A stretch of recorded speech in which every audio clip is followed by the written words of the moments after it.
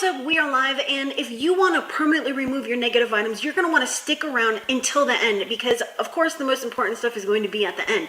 Now, because I'm giving you this information for free and because you can't find it anywhere else, make sure to smash that like, subscribe if you haven't done so, and if you want to see if I can do a credit sweep for you, remove your negative items, increase your score, and get you where you need to be to financial freedom and break free from those chains of bad credit, then use the link that you see somewhere around here to schedule that call with me to see if I can do that credit sweep for you at my740.com.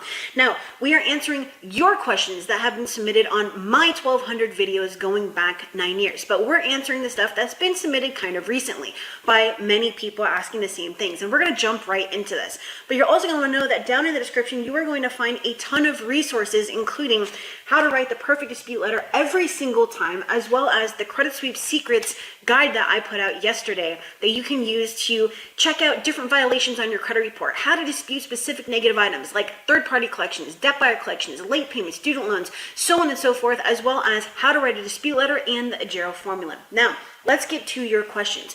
Kristen, what do I do if I send a dispute and the bureaus do not respond? The first thing that you're going to want to understand is that they have no incentive to remove your negative items from your credit report. Kristen, but they have certain laws and regulations that need to abide by and blah, blah, blah, the violation of this, that, and the third. No. Understand that the bureaus have zero incentive to remove your negative information because they get paid to obtain, maintain, and sell your information. They want to keep you subprime, just like the banks do. You see, the banks make more money from subprime market, right? See, they can charge higher APRs, which means more money for them, right? With the bureaus, it means that when the potential lenders buy this information from the credit bureaus with the subprime market, they're going to pay a pretty penny for it. That's how this works. So if they remove this information and increase your credit score, they're going to get paid less by these potential lenders, and they're also going to get paid less to report it because you got it removed. That's how this works. Their job is to keep you in that subprime market, and our job is to permanently remove these negative items from your credit report.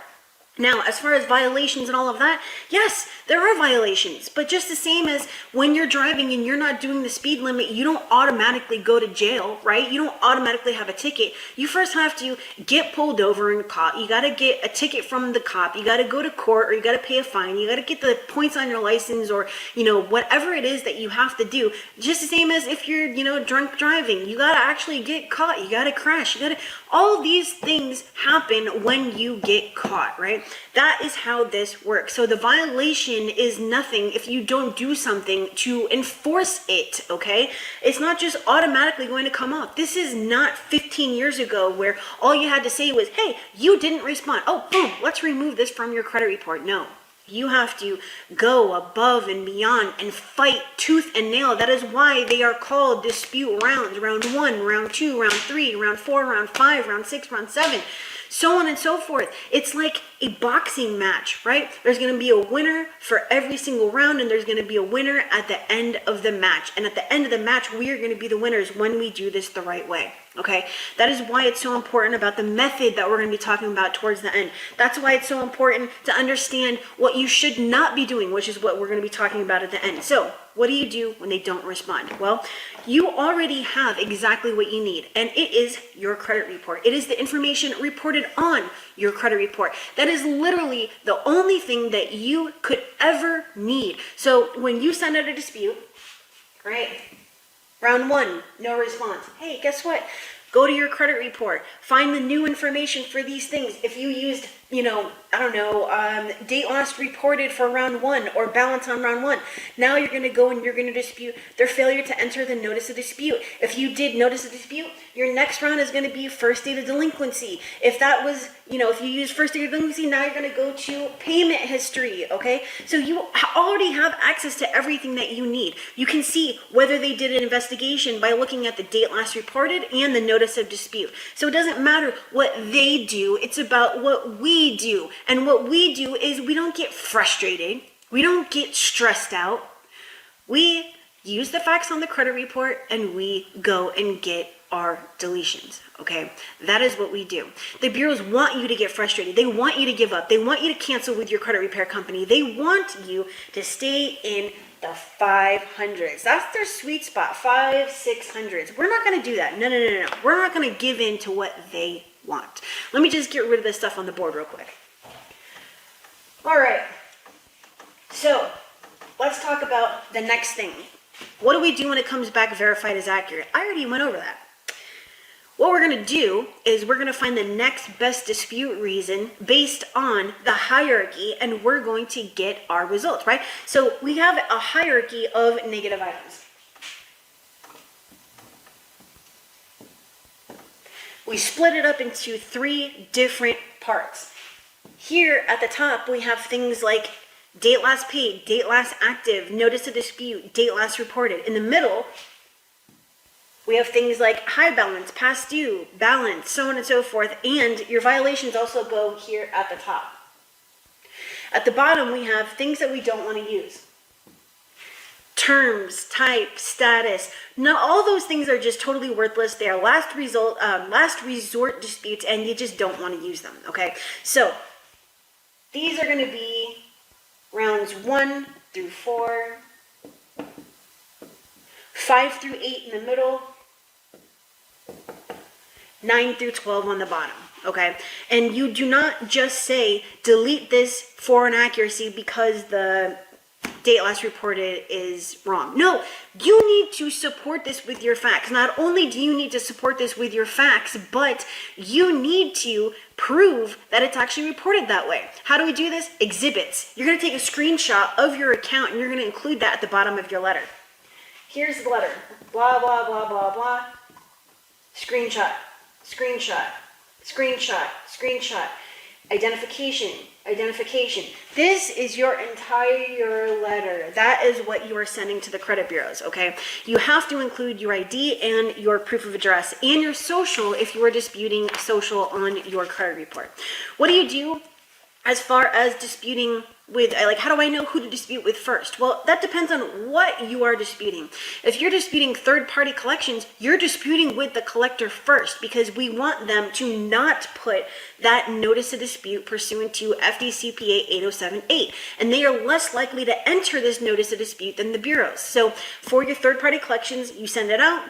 About 14 days to 30 days later, now you're sending out round 1 to the credit bureaus. Now, you can dispute your other accounts at the same time as that first letter going out, like your charge-offs and your late payments and your inquiries and all of that, okay? So you just need to understand that everything is based on what you are disputing. But the number one thing as far as what you should do first and with what you should do first and how to get the fastest results, it's to dispute your personal information and get it removed. And how long should go in between your personal info dispute and your first account dispute? It is 7 to 10 days, all right? You have to give it time. Now, who do you use as far as, who do you dispute with as far as the validation of debt? Validation of debt is only going out to those third-party collectors. It is not going out to Portfolio or Midland or Cavalry or any of those, okay? It's only going out to these companies that are A, outside the statute of limitations, or B, have a lower limit and they're within the statute, balance, and they're within the statute of limitations, or they're third-party, medical, collections that are like for the gym, National Grid, your power, your cell phone. Those are the ones, except for Verizon. They do in-house charge-off or they sell it out to Jefferson, who is a debt buyer. But those are the things that you're going to dispute using the validation of debt. And I will also post that down in the description, all right? Now, why don't you want to dispute with Portfolio Recovery and Midland and all of that? If it is within the statute of limitations, you are putting a green light above your head that says, hey, I'm trying to fix my credit. I probably have money now. Come sue me, right? You don't want to do that. You don't want to do that. You don't want them looking at you more than they absolutely have to. They will take you to court and they will garnish you and all that kind of stuff. I don't want that to happen to you. I got on a call with someone the other day and they're like, well, now I got sued by Portfolio and Midland because, I disputed with, I sent them a debt validation. I'm like, why did you send them a debt validation? They're like, oh, well, that's because people are saying send these letters out. You are getting nothing other than false information that is just spilling out and spewing into your ears, and I'm here to stop that right now. You can literally erase everything that you've ever learned prior to coming to me because all of that is nothing other than to get in your pocket. You see, that brings me to the next thing. disputing with or making a complaint with the CFPB. When do you go to the CFPB? You go to the CFPB at the end of this, after you've exhausted all your remedies. It is not on round one. It is not prior to the bureaus. It's not any of those things. If you're doing that, you're not going to get your negative items removed. They're going to literally stamp your file as frivolous, and guess what? That's not helping anybody, okay? So if you want to permanently remove your negative items, and you do need to make complaints with the CFPB, the AG, the FTC, the BBB, you need to first exhaust your remedies. What does that mean? If you go look up the definition, the administrative definition of exhaustion of remedies, you're going to see that it says that you need to deal with the original parties and organizations such as the bureaus, creditors, and collectors prior to going and getting outside help, such as the CFPB. Okay, so keep that in mind, because if you do this and you do it wrong, those things are not going to come off, and you're going to be coming back 5 years later saying, damn, I wish I had listened to Kristen, because it happens all the time. I have people who I initially spoke with in 2017 who are just signing up now. Why? Because they thought that there's all these different, loopholes and blah, blah, blah. And guess what? It doesn't work like that. There are no loopholes. There's just keys for us to learn. And when you're going around getting all these shortcuts, you end up back in the same position, except for this time you boxed yourself in, right? I don't want you to box yourself in. I want you to free yourself. And the way you free yourself is by disputing the right way, which brings me to the next one. What is the best method? The best method is using the facts from the credit report. Now, if you go down in the description, you're going to find this. You can get the hard copy or the digital version of this, accessible immediately, but this is going to allow you to write the perfect dispute letter every single time, and this is the method that I use. Obviously, I write everything just, I type it all right then. I don't use this. I'm just saying this is the process that I use. So we have a checklist that you should be going over. Did you include and exclude everything you were supposed to? How to write your first paragraph, the specific questions that you're supposed to be answering. How to write the dispute reason, taking the facts from the credit report to dispute literally any account that you could possibly have, including late payments and inquiries and personal information, okay? All you do is you plug the information from your credit report directly into this formula. And this is the formula that I personally use to remove over 50,000 negative items from client credit reports. So men lie, women lie, but numbers don't lie. So anybody can say whatever the heck they want to about me, but guess what? I have the numbers to prove that I know exactly what I'm talking about, all right? All you have to do is follow my lead and understand that, yes, this is going to take some time, but when you invest this time into yourself, you're going to get where you need to be. And that brings me to the next thing. How long did it take you to initially build your credit? Was it 6 months, 2 years, 5 years? And how long did it take you to screw it up? Was it 6 months? Was it a year? Was it 30 days? How much of that time? Oh, let's add one more thing in here. And then how much time did you, waste or wait before you went seeking help? So all in all, we're at minimum talking about 2 years. I'd have to say minimum 5.